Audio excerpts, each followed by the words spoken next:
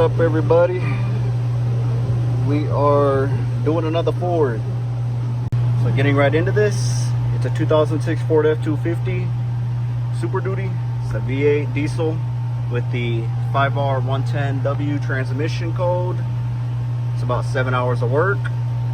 We're gonna do it in less time because we got a lot to do and it's a busy week. So let's go and get right into this.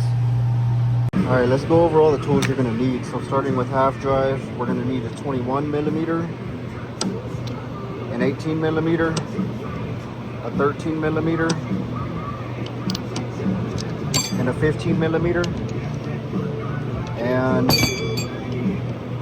coming onto 3/8 drive, we're gonna need a 10mm, a 13mm, a 14mm mid shallow or mid-length socket, and for your crank bolt or to rotate the crankshaft so you can get access to all the torque converter bolts, you're gonna need some sort of specialty socket or a really thin socket. I've got nano sockets. You're gonna need an 18mm with some sort of setup. I got this set from Astro. Get you a nano ratchet. The way I do it is get you a nano socket. It goes into a 17mm ratchet and it fits perfectly into between the fan shroud and the harmonic balancer to where we can turn that crankshaft. And then for wrenches, you're gonna need a 19 and some 13mm wrenches. I use this double-ended flex head and it works perfectly fine for those drive shaft bolts. And then I have a smaller 13 that I use to get out the transfer case bolts. And then this 19 is for the cooler lines. The 26 is also for the cooler lines. And then of course just some large ratchets to help you break some of those bolts free, and get you a pry bar of some sort so you can help get free some of those pins, some of those connectors, maybe a little flathead. And I like to use some ratchets or impact wrenches. I gotta have 3/8. I have some more in my drawers. You don't need them to do this job, but let's go ahead and get right into this job and let's get this transmission pulled. All right, the first thing you're gonna do whenever you are ready to remove it is you're gonna get in there, get it in neutral, go up top, disconnect the battery. Once you got that disconnected, you're gonna get the vehicle raised, elevated. You can do this on the ground because a lot of times these F-250s, the Super Duties, you guys love to freaking raise them up. I didn't really even need to lift it, but I'm not doing it on the ground because I'm at a shop. But this job is totally doable doing it on the ground. But let's go get right into this. So underneath it, the first thing we are going to start with is we're going to start by removing the intermediate shaft and the main drive shaft. What we're going to do is we're going to remove the first half that goes into the back of the transfer case. This part goes up, goes into here, and depending on how you want to do this, I do it two ways. I either just disconnect this, support it, and just leave it hanging without even touching the rest of that, or unbolt this, and then you got the bracket right here. Pull this bracket off, and then you have the 8mm right here that disconnect the further end of the drive shaft from this, and then you can just pull this entire shaft part out. It's totally up to you. So 8mm right here, you got 4. If you do end up removing this, just this first half, and then to disconnect this end of the drive shaft from the transfer case, you got some 12 points sockets. It's gonna be a 12mm. I'm just going to use this double-ended flex head wrench. That's a 12 point, and I'm just gonna ratchet these off. You got 1, 2, 3, 4.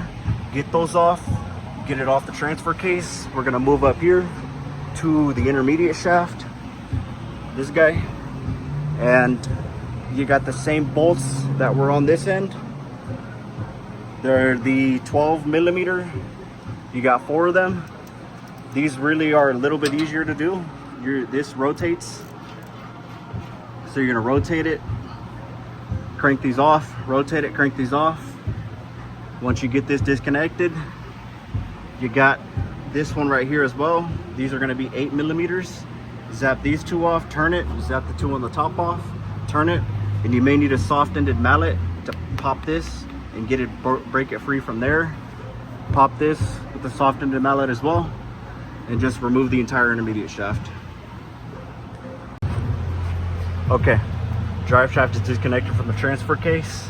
Make sure you index so you remember whenever you have to install it back in how it was when you took it out, because you want to put it back the exact way that it came out. So index with a Sharpie right here, right here. Okay, quick tip for getting the intermediate shaft out. We got a cover under here that we got to remove. That's going to cover up getting full access to this. You got a cover right there. It just bolts into right here and right here. They're going to be 10 millimeter. The nuts are right there on the ground. You got 4 of them. Just get it off. Now we got access to the intermediate shaft bolts. Like I said, 12 point. This one doesn't want to break as easily as these. So the way we're going to do this is it's going to free up. So you're probably wondering, how do you break it loose if it's going to turn? So to do that, get your wrench on it, and to get it to counteract you turning, you're going to stick a wrench in here. Just get it stuck in here, and as you turn and break it loose, you're going to pull the opposite direction.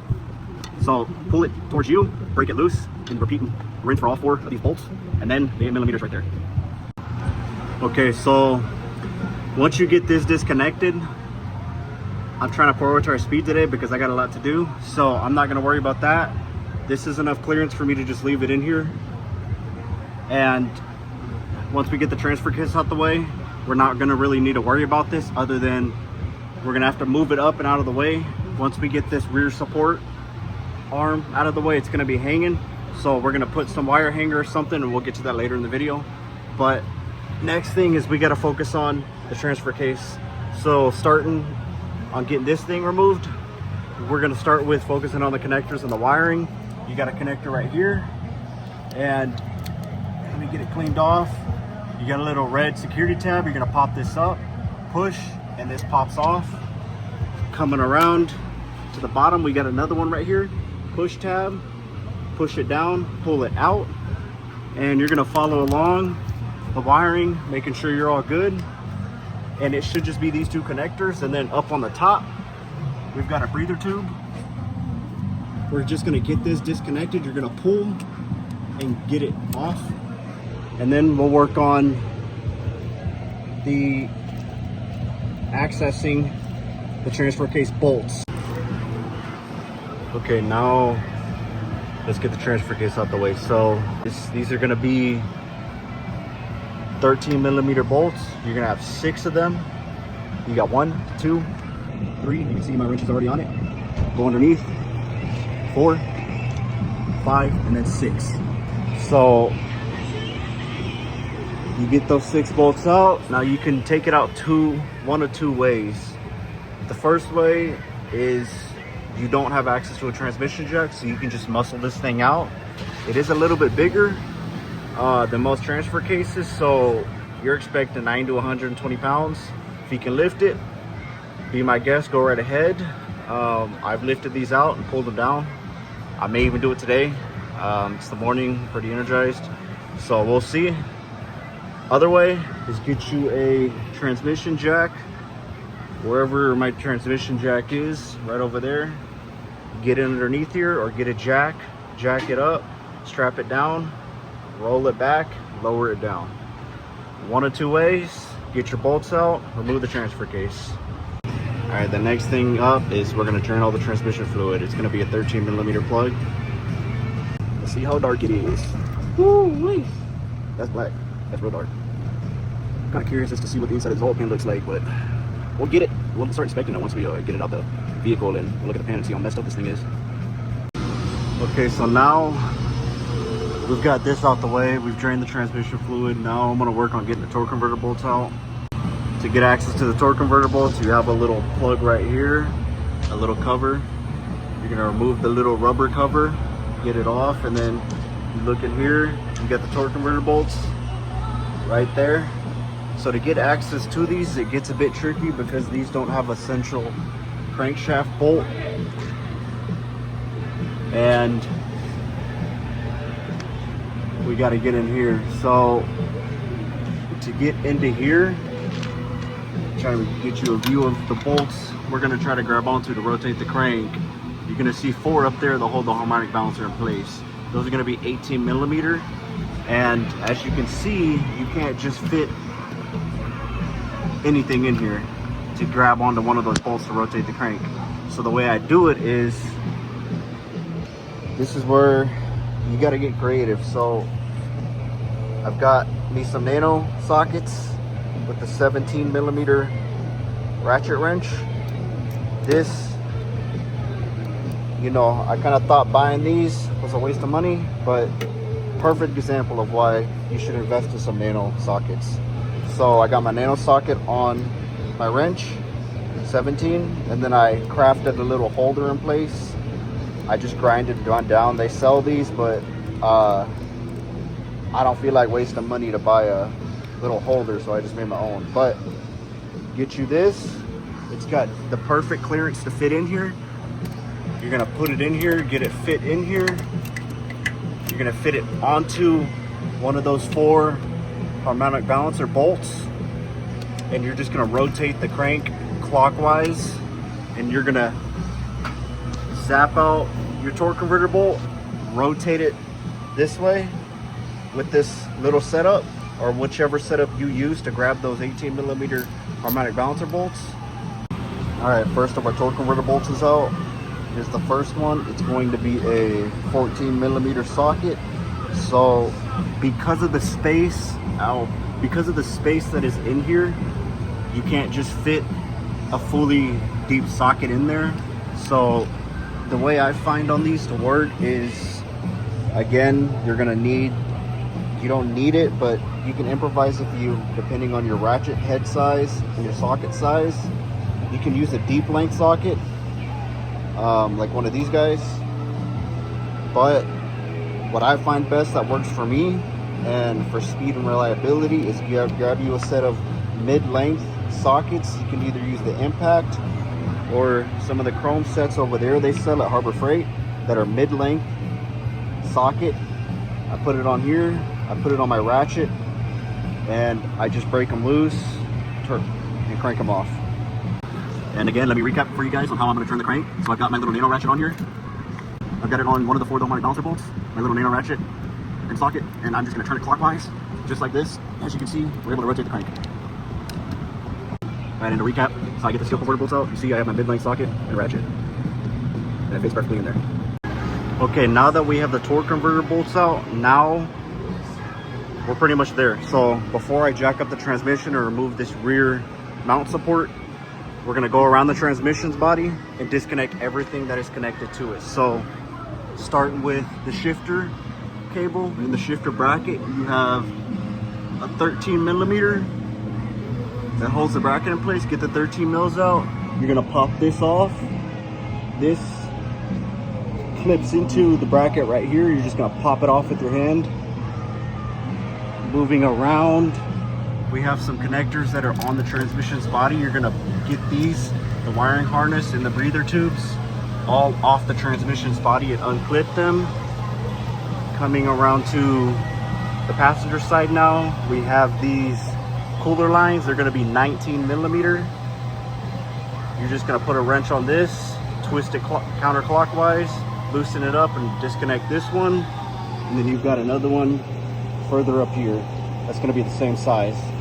And then we've got a connector right here. It's gonna be a 10 millimeter. Get the 10 mil out and the sensor pops off. So looking up above, we're also gonna double check. We've got a sensor up here or connector. Just pull this off and then just verify everything is off the transmission's body. And then we're gonna get it jacked up. All right, next thing up, we gotta go ahead and support the transmission. We've gotten all our connectors. We got our harness out the way. All our connectors are removed. We got the 2 lines disconnected. Make sure you put a pan underneath. It's gonna drain out once you have these 2 lines disconnected. As you you can see, looking up above, we got everything off the transmission body. So now we're gonna support the transmission.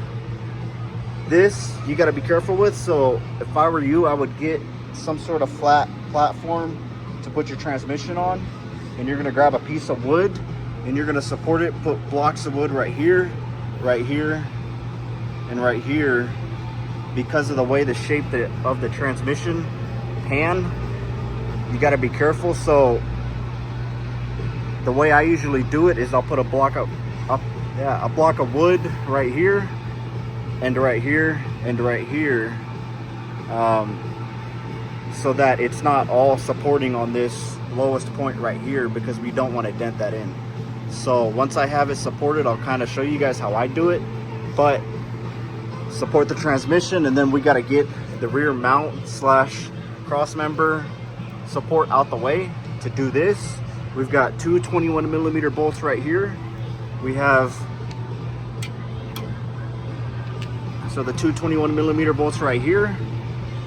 We got an 18mm bolts on this side, 1, 2, 3, 4, 5, 6, and then on the other side we have 15mm bolts, 1, 2, 3. So support the transmission, zap out all of these bolts, remove the entire cross member, and then once we have this out the way, we got to remove the mount. So to get the mount off, it looks like it's going to be a 13mm. So you got 13 right here and a 13 right here. Zap these two off, and the mount itself comes off of the rear of the transmission. All right, rear mount is out. There's the cross member. There's the MIDI cross member that is with it on the passenger side. Now remember, whenever you're removing this, if you did it my way and didn't remove that front, the entire intermediate, you just left it in place like I did, remember we got to support it before we remove this rear cross member, or else as soon as you get the last most of the cross member out, cross member is going to drop and this is going to fall with it. So I got it supported on a little jack sitting right here. Now we are almost done with at least having the removal out. So to start with the bell housing bolts and removing them, the first thing we're going to do is we're going to remove the bell housing bolts that go into the starter. So they're going to be 13mm. You got one, and then you have two up here, and then you have the annoying 13mm one, which is going to be up here.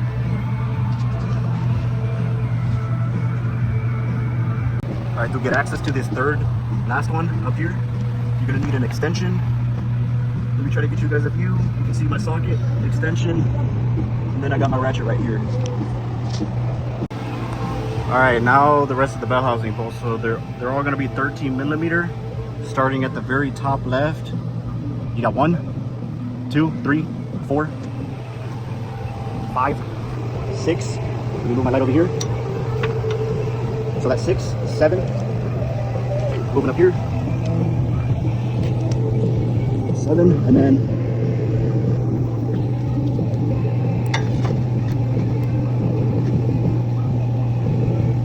7, and then 8, and then you got a 9th bolt right there. So the upper 4, the ones that are going to be up here, you're going to need some really long extensions and a wobble adapter or a wobble socket, and then the rest at the bottom you can just break free and zap out. All right, so I got my really long extension set up. As you guys can see, started the extensions right here, goes all the way up there, up into hitting that upper bolt, and we're going to do it for all the 4 of them at the top. And I'm just going to put a extended ratchet on here, break it free, and do the same for the rest of them, and then the bottom ones. And then once you have all the bell housing bolts out, the transmission is going to be able to pop free. So to pop it free, if yours doesn't pop free immediately, you're gonna wiggle it back and forth to try to get some sort of gap in between here. And if you need to, you can stick a pry bar in between the mating surfaces to separate it, and then you're gonna pull back, straight back, and then you're gonna drop it straight down. Okay, now got all the bell housing bolts out. Now let's go ahead and remove this transmission. So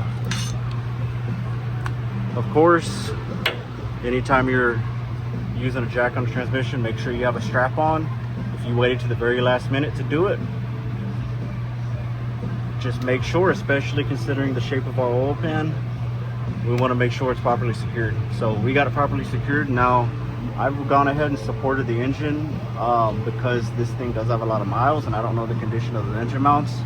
If you know your engine mounts are fine, just leave it in place. You can just let the engine hang without having to support the engine. But I do it just for safety precaution and liability purposes. So I've got it on. Now I'm going to gently slide the transmission back. And I'm going to kind of tilt it back just a little bit so I can have the front more elevated than the rear. So this can go by a lot smoother.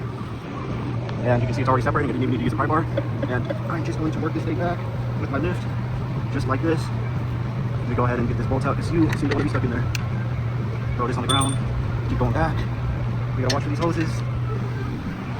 But as you guys get the idea of this, we're watching everything as we go back. And then of course, we gotta look at this dipstick. So the dipstick literally just pops into the transmission. You can see right here, we're just gonna pop this up and it will disconnect itself. So it's popped up. Now the transmission will be able to move freely. And as we get it lowered, we will be good to go. So I'm gonna start lowering it down just a little bit.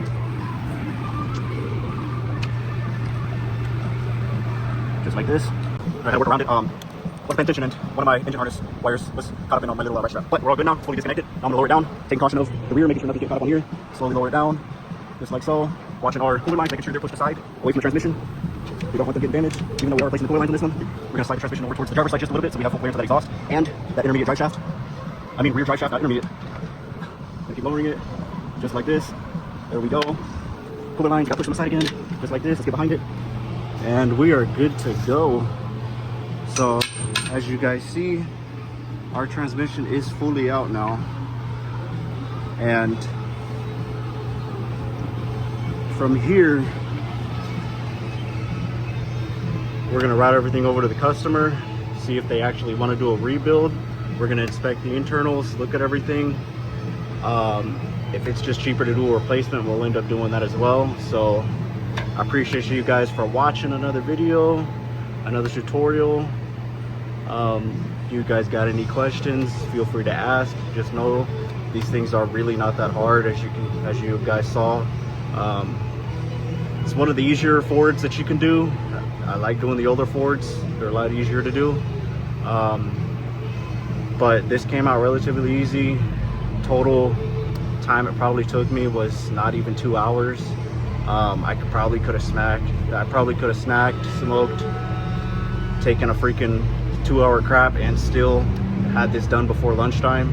So I appreciate you guys for watching, and if you have any further questions, just feel free to comment. And just remember guys, if you get stuck, take a breather, take a step back, and have another stab at it.